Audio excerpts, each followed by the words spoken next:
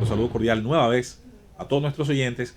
El tema que anteriormente tratábamos es muy interesante. De hecho, conmino a mis compañeros a seguir participando. Le voy a dar continuación en esta participación, ya que las sociedades, más de una vez, incluso la sociedad más avanzada del mundo en su momento, han tomado decisiones que han entendido son las mejores para el conjunto de su sociedad.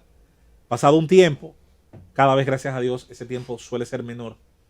Se dan cuenta de que las cosas no salen como debían y tratan de dar hacia atrás. Gracias a Dios, los levantamientos científicos, los levantamientos de aproximación, las proyecciones, permiten que muchas decisiones puedan, incluso antes de ser tomadas, canceladas en el entendido de que pueden generar, entre otras cosas, un famoso efecto blowback. Los sociólogos, sobre todo del mundo anglosajón, provenientes de la academia anglosajona, tienden mucho a analizar eso. Hay tanto libros como algunos artículos interesantísimos. Uno que leí hace mucho tiempo y que de hecho hasta había sido colocado, porque era parte de un ensayo, fue colocado en algunos libros de textos de secundaria, por lo menos de cuando yo estaba culminando la mía. Hablaba de esos efectos contrarios que el ser humano logra cuando persigue algo. Y ponía unos ejemplos tan interesantes como la introducción a la República Dominicana del hurón. El hurón no es nativo de la isla. El hurón se trae intentando aplacar una... Hurón? ¿Es hurón con J o con H? Es hurón con H. Nosotros le decimos hurón. Hurón, sí, porque nosotros decimos hurón. Porque la H en República Dominicana tiende. Se trajo con una intención para positiva. Aplacar una plaga de ratones y terminó convirtiéndose en una plaga muchísimo peor.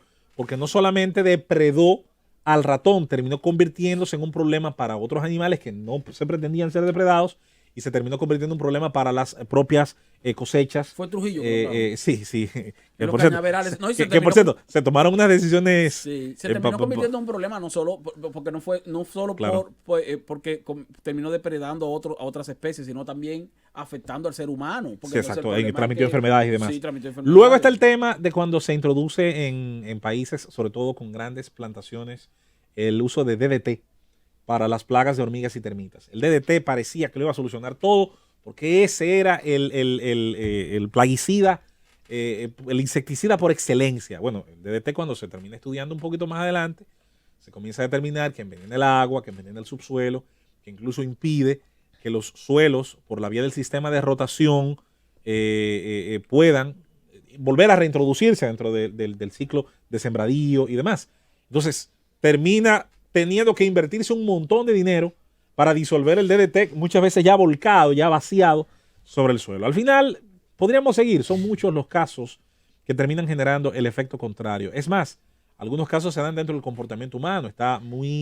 Es muy conocido el efecto Streisand, aquello de que el objeto prohibido, yo digo que no consuman a un autor. En la Unión Soviética se dice que no se puede consumir a los Beatles.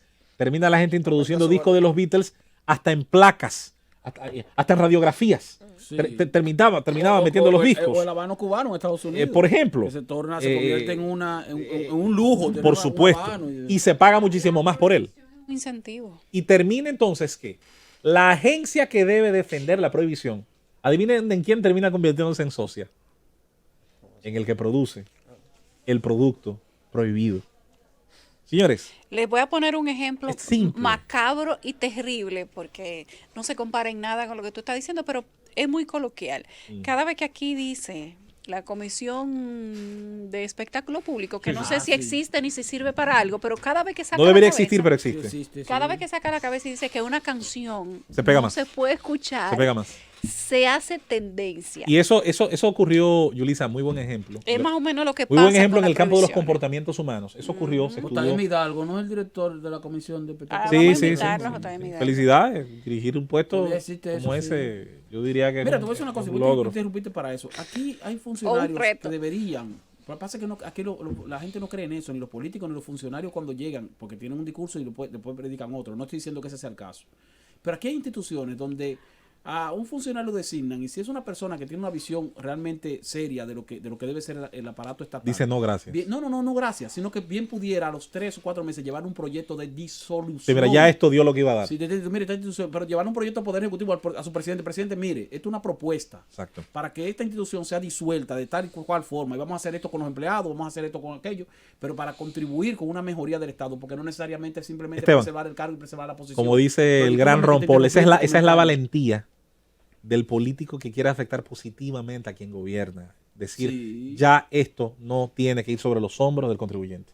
Pero no lo hacen, no, al contrario, lo que hacen es que le cogen cariño a la posición. Pero por supuesto, entonces, no, y la defienden con uñas y dientes. Entonces, sobre el tema de los actos humanos, muchas veces por parte de quienes detentan el poder, a veces imbuidos de las famosas buenas voluntades, entre comillas, o el choque de intereses y sus resultados, terminan generando prohibiciones, terminan intentando hacer el famoso moldeo de la sociedad, y con el moldeo de la sociedad terminan intentando hacer de la misma, generar esos famosos logros utópicos de la sociedad perfecta, la sociedad ideal.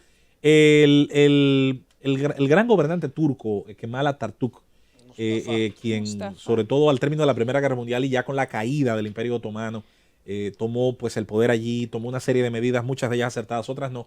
Intentó, por ejemplo, a golpe y porrazo, generar la occidentalización de ese país. Prohibió, por ejemplo, el fez, el gorro típico. Señores, la gente terminó tomándole eso muchísimo más amor. Terminó viendo en ello una identidad, un símbolo de una identidad que pretendía diluirse en el uso de los sombreros occidentales. Por cierto, el caso turco es bastante curioso porque en Turquía no había apellidos hasta ese momento.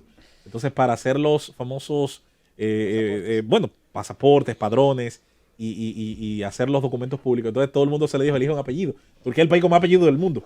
Porque todo el mundo pasó a tener uno distinto a partir de ese momento. Es un caso muy curioso. Pero bueno, lo que quiero decir, y quiero finalmente resumirlo en el tema de las drogas. Porque mucha gente entiende y se sorprende cuando incluso quienes venimos de posturas conservadoras en muchos otros aspectos, o llamadas conservadoras, yo soy menos conservador que mucha gente que se dice progresista, que quiere mantener las cosas como están. Yo quiero mantener muy pocas cosas como están.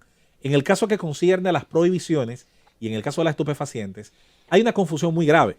Creer que cuando se habla de despenalizar estas sustancias, se está promoviendo su consumo. Y en el caso que concierne al alcohol, se demuestra que no es así. El alcohol es legal. ¿Es todo el mundo alcohólico? ¿Lo es usted? No. ¿Lo soy yo? ¿Estoy obligado a consumirlo porque sea legal? No, de hecho hoy consumo menos que nunca en mi vida, por una decisión propia. No, en todo caso los alcohólicos son minoría. Sí. Pero óyeme, dentro de los que consumen alcohol. Beber alcohol aquí y manejar ha sido legal durante la mayoría o la mayor parte del tiempo. Y lo hace la mayoría de la gente. Y que conste que quizás son todavía muchos los que lo hacen y que deben... Sí, porque este es uno de los países no solo donde es legal, sino donde se incentiva de manera directa. No, y los controles penosamente no han funcionado. Por un asunto hasta de familiar y todo. Y penosamente los controles no han funcionado. En Estados Unidos el cargo que más se genera, tengo entendido, es el DUI, el DUI, el Driving Under Influence, el manejar bajo la influencia de sustancias. Pueden ser alcohol, pueden ser otras. Ahora, el detalle está en que los controles, los castigos están ahí. No quiere decir eso entonces que las sustancias tengan que ser consumidas por todos, y que conste, Estados Unidos tiene graves problemas de consumo, claro, no solo de las drogas prohibidas. Claro. Tiene un grave problema de consumo. Su mayor problema no de las mezclas de fármacos. El mayor problema en tema de narcotráfico en Estados Unidos no es la distribución, es el consumo. Sí, por supuesto, por el daño que genera a la propósito salud. De narcotráfico y consumo, discúlpame José Luis, en este momento se está trasladando a César Emilio Peralta de la cárcel en la que guardaba prisión en Cartagena hacia el aeropuerto donde va a tomar el avión a Bogotá. Sí. De ahí, entonces, va a ser trasladado hacia Estados Unidos. No se sabe cuándo. Pero todavía no se sabe cuándo. O sea, él va para Bogotá. Sí, ahora va a Bogotá. Ahora va a Bogotá. Lo ve un juez. De ahí, entonces, se da la autorización y luego de ahí se pauta la fecha en la que se va a Estados Unidos a coger sombra en una prisión de máxima seguridad. Bueno, la prohibición con que nadie puede, Francis.